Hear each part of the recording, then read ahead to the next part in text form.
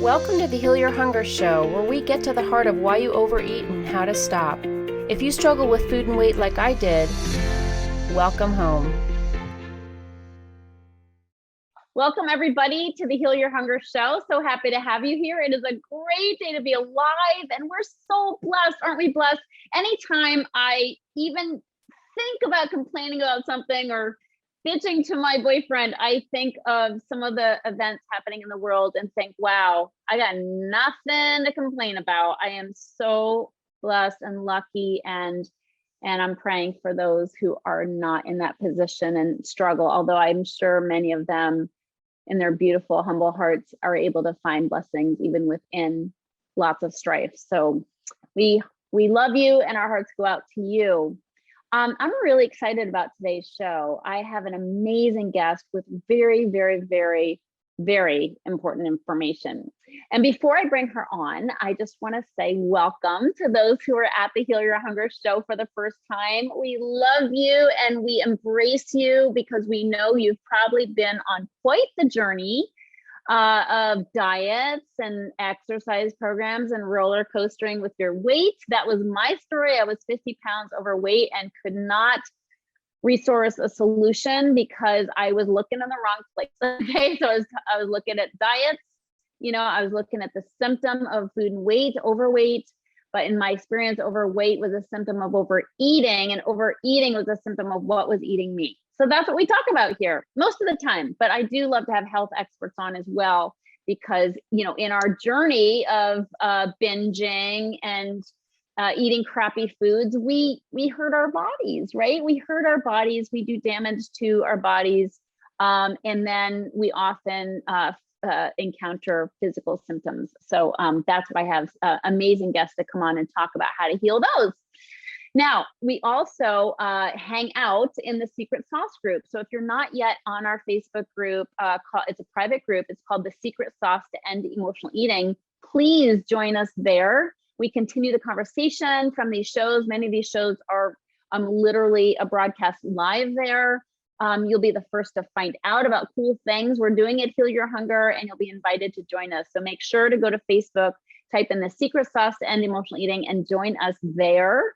And also, if you're not sure if you're an emotional eater, like you're kind of curious, but you're like, I think I just like food. Well, take the quiz and then you will know for sure. When you take the emotional eating quiz that's on my website, healyourhunger.com, you will get a personalized score and then action steps to take based on your personalized score. So go to Heal Your Hunger and type in, don't type in anything, go to the quiz, which will be right there on the homepage. Take the quiz, it takes 2 minutes, and then you're on your way with solutions. So, all right, I'm so excited about my guest here. Her name is Shivan Sarna, and she's the author of Healing SIBO. She's a TV host and creator of the SIBO SOS Summits and Community. She's an amazing woman. She will tell you more about all the different things she's done in the world because she is on fire and she just rattles it off in our conversation. So I'm like, I'll let her tell you about the cool things she's done in the world and what she's doing right now to help people with SIBO. So if you have some mystery symptoms that you suspect are happening in your gut or small intestine, you're going to love this. You're going to get so much. Make sure you have a pen and paper because she really just rapid fire gives you so many instructions on how to heal.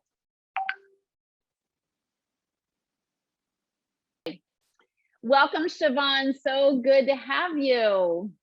Thank you so much. This is such important work that you're doing. I really appreciate it. I wish I had had this back in the 80s when I was definitely an emotional eater and could not drive by a Popeye's chicken without feeling shame or a very strong desire, which I often gave into to drive through that drive-through.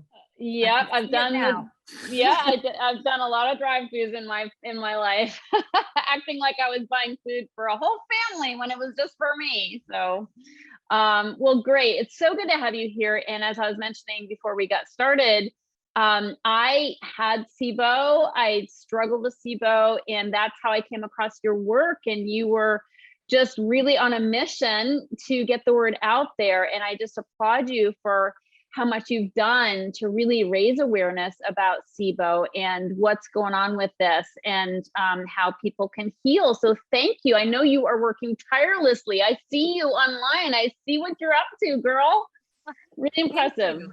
It has been really, truly just that. It has been a huge mission. I can't believe how much work is involved. Fortunately, it's paying off. We've had millions of downloads, and SIBO SOS Summit 1 in 2017, SIBO SOS Summit 2, the Gut and Microbiome Rescue Summit, the podcast SIBO SOS, the book Healing SIBO, being able to get Mark Pimentel, Dr. Mark Pimentel's from Cedars-Sinai's work out into the world, Dr. Allison Seebecker's work out into the world, courses like the SIBO Recovery Roadmap, and the SIBO Pro course that Dr. Seebecker created for other professionals. So I'm very happy about the results. It was just in Time Magazine this last week. Wow. New Yorker Magazine, and the doctors. Dr. Pimentel's new book is coming out, so there's some great buzz around that. So very happy to see this like getting out there. Absolutely, because it is, in the past, it was something that got so overlooked, and people, Really? I'm sure, were told they were crazy and they didn't really have this. So talk to us about, let's go back to your story and how this all how your passion for this started. So as I tell you my story, I will also try to educate everybody so they can see if this works for them and relates to them. SIBO is small intestine bacterial overgrowth. And originally it was thought to be when the overgrowth of bacteria, it was like location, right? So you just had too much bacteria in the small intestine. But very recently, as of like February 14th, 2022, when Dr. Pimentel came on to my community and gave us a great update, it was that it's actually Klebsiella and E. coli that is overgrown in the small intestine. He and Dr. Ali Rezai are mapping the small intestine microbiome. It's so cool. And basically what can happen is what happened to me, which was food poisoning. It happened to me when I was 5, a trip to India with my parents, and then a trip to upstate New York where we were city kids from New York City, and we were on a field trip and we were milking a cow, and the teacher looked away and we all took a sip of the milk we just got from the udders. It was warm. It was so gross. It was cool. Ew. Yeah, so cool, gross. And it was just like a sip, and I got so effing sick on both of those episodes. The number one underlying cause of IBS and SIBO is food poisoning. Okay. I want that to like reverberate through the planet, because this is what Dr. Mark Pimentel has proven. Now, Dr. Pimentel are buds. It's not like I'm like his agent or anything. It's just that like I really want to shout from the mountaintop what he and his team have discovered. So it has to do with the antibodies that are created from having food poisoning that then confuses the migrating motor complex, which is the sweeping mechanism in the small intestine that sweeps out bacteria after, food and bacteria like debris. When that migrating motor complex, which is like a not really peristalsis, like think of it as like a super refined peristalsis in non-medical terms. And when that sweeping motion doesn't efficiently work, it can lead to the overgrowth because it's still there, and then it ferments and, it's overgrows. So the thing is that food poisoning is one of the main things, as well as endometriosis, scleroderma, adhesions like from abdominal surgery, getting kicked in the belly by a horse, seatbelt digging in a car accident. Adhesions are internal scars that hold you together after trauma, which is awesome because you're pulled together, but can also literally pull the tissue of your small intestine out of place. Even if you have a good migrating motor complex, it can sort of like put a kink in the flow. So what are the symptoms? So for me, it was bloating and alternating constipation, diarrhea. So the main symptom is bloating, distension of the belly, constipation, diarrhea, or alternating constipation and diarrhea. And there's a new term, which is IMO, which is intestinal methanogen overgrowth. So people will hear that more and more. So we got SIBO, we got EMO, we got IBS, we have all this like alphabet soup.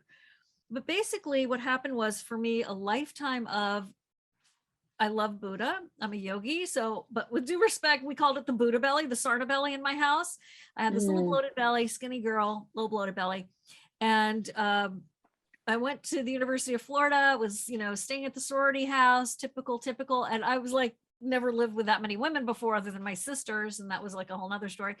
And I realized that like my patterns of going to the bathroom were different. Not that I was like looking for that. It just became obvious. And I had been into health food with my mom since before I could drive. I'll never forget going to this food, what's it called? It's called nutritional hygiene. It's food combining, basically. Don't mix your carbs. Right. You want to talk about a cycle of shame that can come from not following that, if that's what you're trying to do, and the cravings that come from that. And then you put candida on top of that, and man, that's a setup.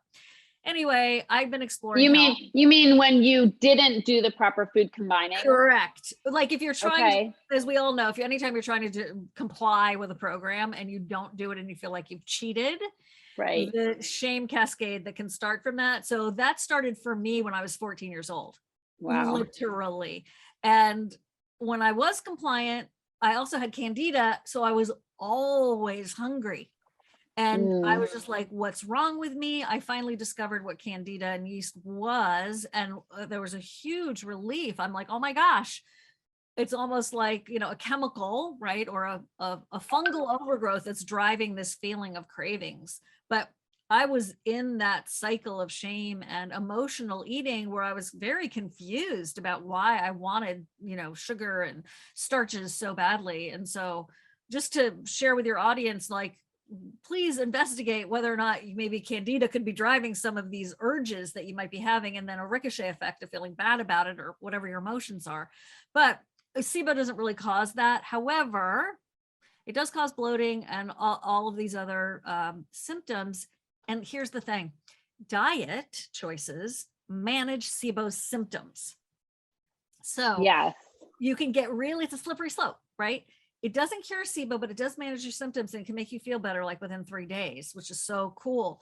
But there's still that slippery slope of, oh, if I ate something and I cheated, terrible word, then I'm, what have I done? Have I set myself up back? Am I self-sabotaging? That whole cycle. But basically what happened was I was on TV as a host for HSN, your favorite shopping channel, for 20 plus years. And still on there in different ways as a guest now. And I was just very bloated and was wearing like 2 sets of Spanx on my shows, and slowly but surely was getting worse and worse. And what it turns out is I was in a moldy building for 20 years. Wow. So that contributed a lot to me not getting better once I did get a doctor who knew what it was, once I did get treatment. And it just wasn't moving as quickly as I wanted it to. It turns out I do have the antibodies from that food poisoning. There's a test called the IBS SMART test, which is also created by Dr. Mark Pimentel, Gemelli Labs. It's a blood test.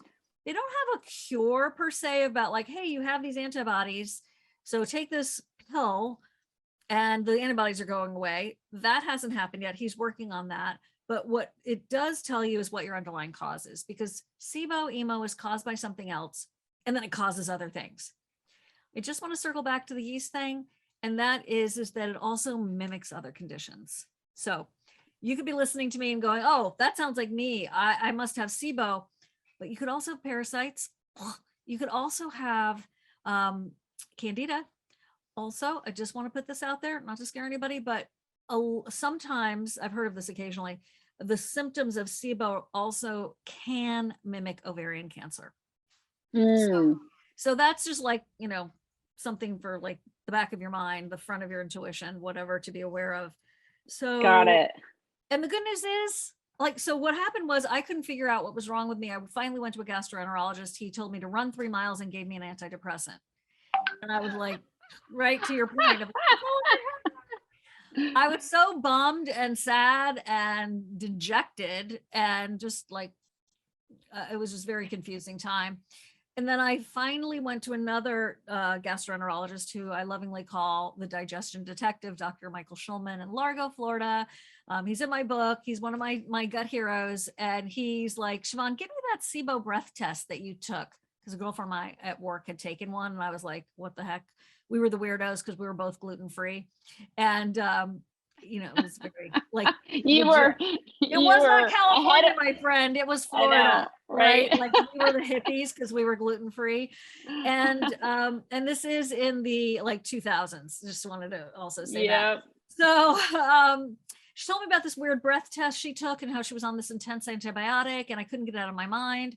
I hardly ever saw her, but we were, friendly, and I emailed her and I was like, what were you talking about? She gave me the name of her doctor who did this test. And like, literally, I'd never heard of SIBO before. I don't even know if she said that word to me or that acronym to me, but I negotiated my way to get a breath test and the result was wrong.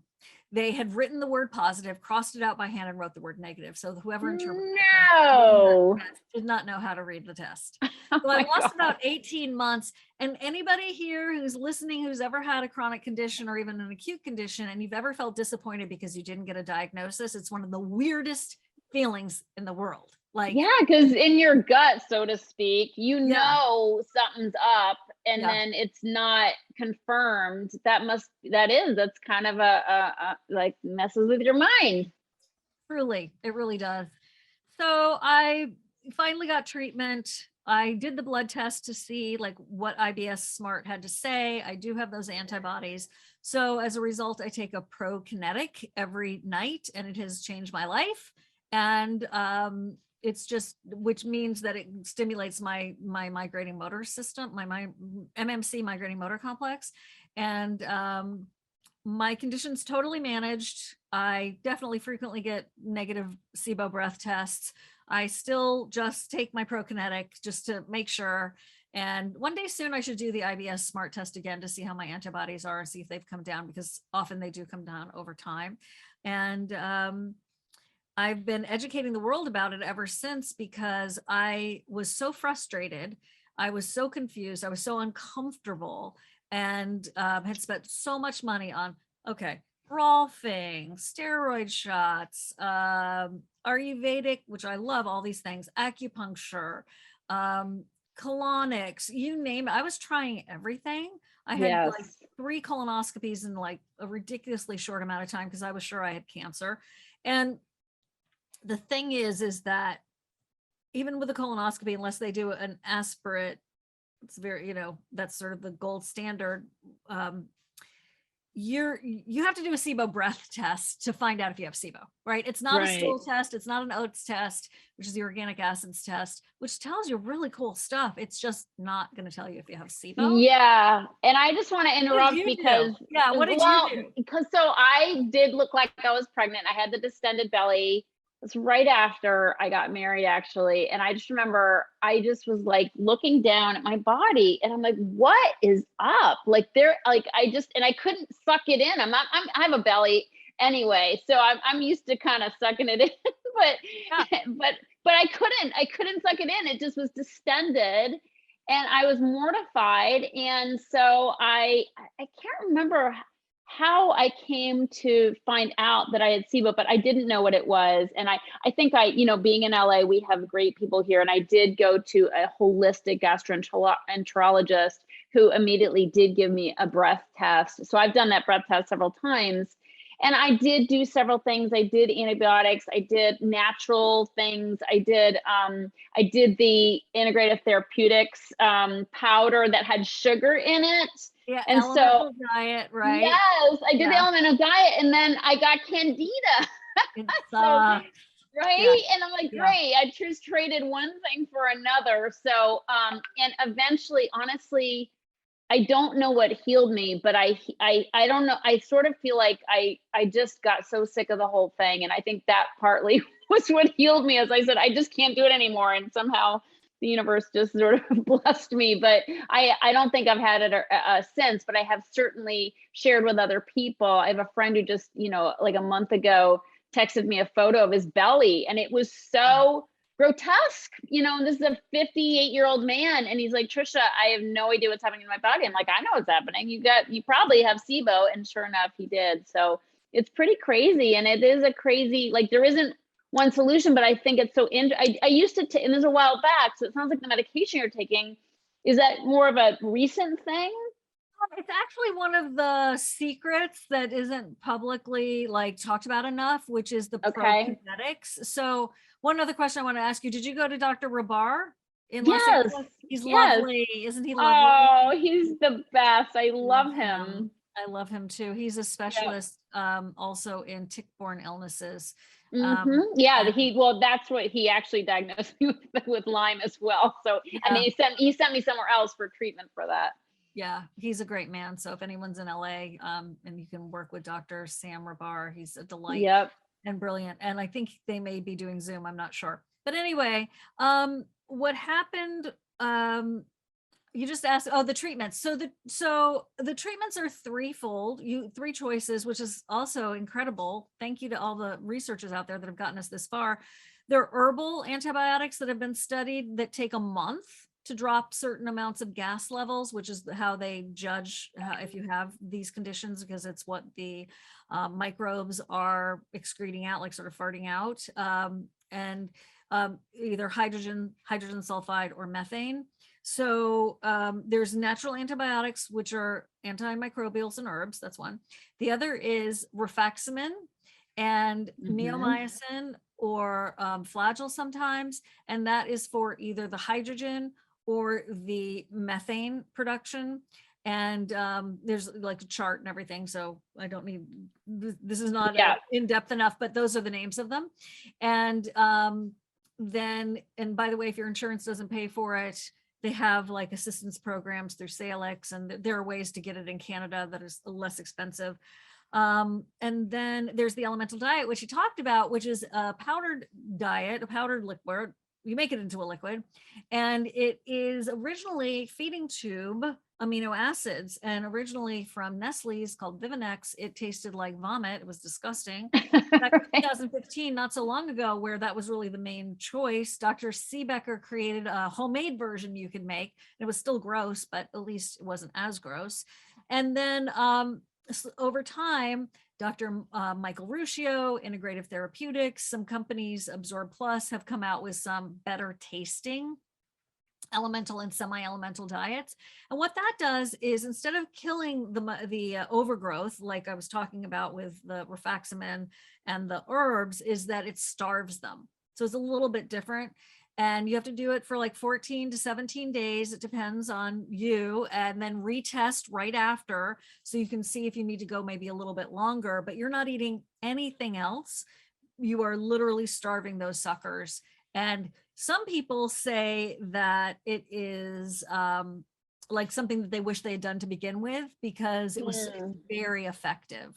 Well, I have to say, I mean, I think it did definitely help me. I did it a few times. I mean, the silver lining for emotional eaters is it tastes really good. Like the one that has the integrative therapeutics one tastes really good. And I look forward to my water and powder drink all the time, but it's also very bizarre to eat no food for 14 days. I mean, for some reason, all I could think about was rotisserie chicken the whole time. I'm like, I would do anything to eat a rotisserie chicken right now. And of course I did on my first day, which I probably shouldn't have done afterwards, but I think it did help me. Do they make them without sugar though? Because it did cause, I took some kind of antibiotic while I was doing it, so I didn't get candida, but at some point it just wasn't enough when I think the second time I did it. So do they make it without the sugar now? So are you saying you took an antifungal? Yes, I guess so. Yes. They are, I don't know of one that's sugar-free. They use the maltodextrin usually, which I know is like, oh, I don't want to take that. But it has to do with giving you enough energy. Like they figured it all out with amino acid profiling, and then the maltodextrin, and then you add coconut oil, and you can, oh, you know what? Dr. Seebecker's formula, homemade, you can use honey. So you do need sugar in there. You do. I mean, you have to. I mean, the nice thing is you still get calories for the day, and yes, that's right. It was like a probiotic, different probiotics I was taking to protect, my gut. But I guess at some point the sugar I'm very sensitive, and I get candida easily if I eat sugar. Yeah. But you can do honey. But it's interesting because a lot of people like have an initial reaction of like, oh my gosh, this is supposed to be healthy for you. It's not really a health food. It's more of like a medical food for you to take in a short period of time to reduce the overgrowth. And it's very effective, and for some people very difficult. For other people, they love it. They're like, I don't have to worry about what food to cook. I don't have to, worry about this and that. I'm just going to drink this. Wish I could eat it all the time. That's truly, like, I see the full range of the spectrum. Yeah, I'm sure you do. Take on the ailment side. And so I want to talk to you about like the diet, right? The SIBO diet, and how, how did we get SIBO? Is it from eating too many carbs? Because that's certainly, that happens with emotional eaters. What causes this? It is that food poisoning is the number one underlying cause. It could be scleroderma. It could be endometriosis. As I said, the adhesions from abdominal trauma. It could be opioid use, not even abusing it, just after oral surgery. Your migrating motor complex slows down. So I asked Dr. Pimentel once, like, if I had deep anesthesia, like I got my, God forbid, knee replaced, unless I needed it, and then you go on pain meds, right? So you've like slowed or stopped your migrating motor complex during deep anesthesia. Then you're on pain meds, which opioids, that also inhibits the migrating motor complex because it just slows everything down. Could you get SIBO from that? And he said, yes.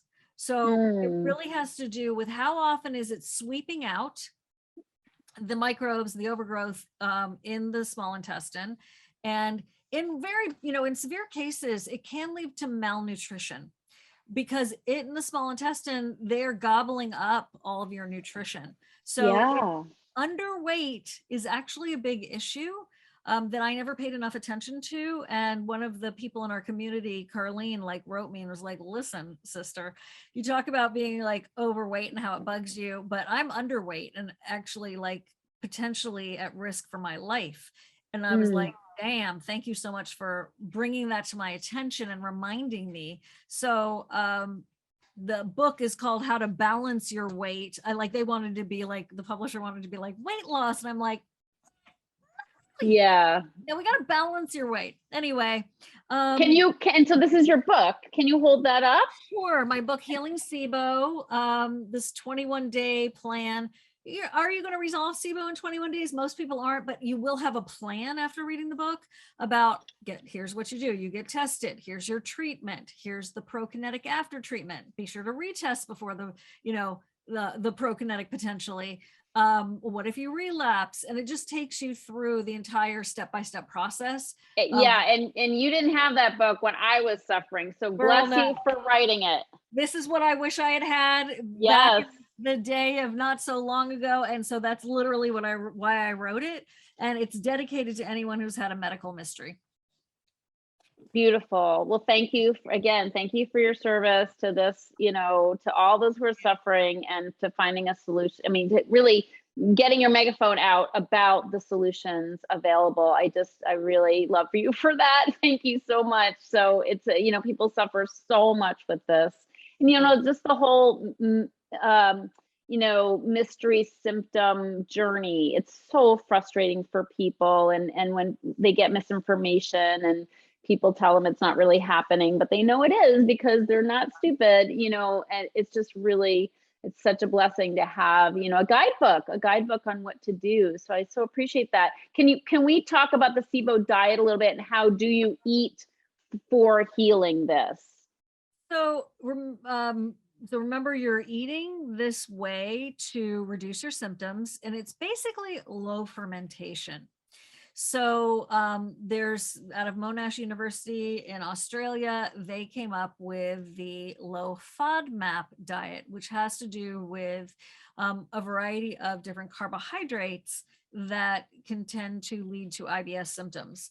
This is beyond that. This includes that and is beyond it. Dr. Seebecker created the SIBO specific food guide where she incorporated that and the SCD specific carbohydrate diet, GAPS diet, all of these diets that help to reduce triggers and symptoms. And it's like, for example, garlic, apples, aloe vera. I'm trying to think of some other common higher FODMAP foods. It has a lot to do with portions as well. Like I could eat, this is very tricky because you have to be careful if you have an eating disorder, because like I can eat 10 almonds. If I eat many more than that, like if they're, some delicious coating on them or whatever. Roasted, salted, Right. we all, yeah. Right. Dipped in like, honey and slathered with chocolate, whatever. That is going to lead to a symptom for me. So this is a place where a little bit for certain foods can be okay, but a lot isn't. I remember when I first was doing this approach to eating, I love carrots, and it was one of the only foods that I wasn't really reacting to. And so, I probably should have had like, I don't know, maybe a 3/4 of a cup of carrots in terms of a serving, but like I made this huge bowl of carrots and I was just like eating all these carrots in this one sitting, and I was so sick. And I was like, oh, wait a minute, portions matter. It's the amount of that fermentation. So when I make a juice, I make like 1 carrot, 1 thing of celery, half a green apple, squirts of lime and lemon, and maybe a tangerine. Like that's my favorite juice. And in the past, I'd want to do like 6 carrots, a head of, lettuce and celery. Yeah. Like, blah. And you can't do that because that will overload most It'll people. trigger. Depending on what it is. And, your bucket becomes too full. So it's a slippery slope. Especially because the question is, if I eat something that is going to trigger me, will it make my SIBO worse? It could make the symptoms worse, but the whole thing is about gas levels and how much the overgrowth is leading to these gas levels. And not everyone's high gas levels are associated with high symptoms. I hear about people with very borderline gas levels, and they feel as bad as someone with really high gas levels. Just to also throw out one thing that was really weird for me, because I'm used to doing the traditional, if I took, an antibiotic for a UTI or something, take 10, call me in the morning, you're done. With this, you often have to do multiple rounds of these treatments and retest after each treatment if you can afford it, so that you can see how far you've come down, because it's parts per millions of these gases. And when you do a treatment, you can come down a fair amount or a significant amount. You're like, oh, cool, it's working. I'm going to do another treatment round. And with rifaximin in particular, I think it's like 5 to 7 times to be able to be used over and over again without resistance. So it's a little bit different when it comes to those treatments. And also Xifaxan or rifaximin is a very special antibiotic that stays in the small intestine and doesn't nuke your entire microbiome. Oh, that's really good. And I love, I would just recommend to people, because you did mention cost, and it can get really costly.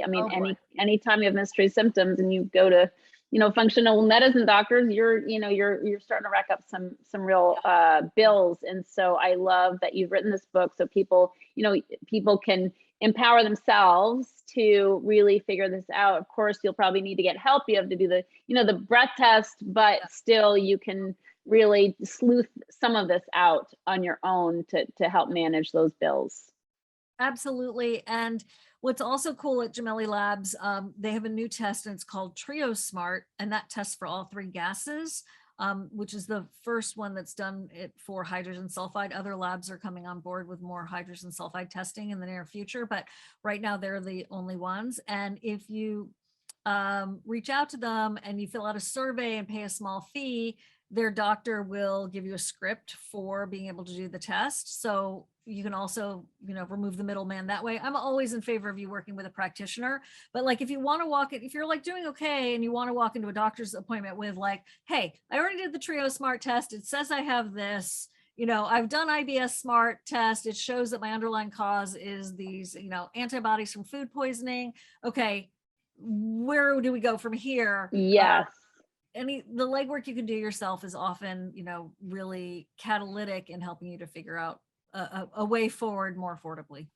Yes, I love that. Well, thank you so much, Shivan, for coming and sharing this really, really, really vital information. And I know firsthand what this is like. And I also know that it's tricky when you have to have a restricted diet to heal, for wheat disordered eating people. That can be really triggering and a fine line to walk. So I love all the different ways that you really support people on that healing journey. So again, thank you for that. And I have one last question for you.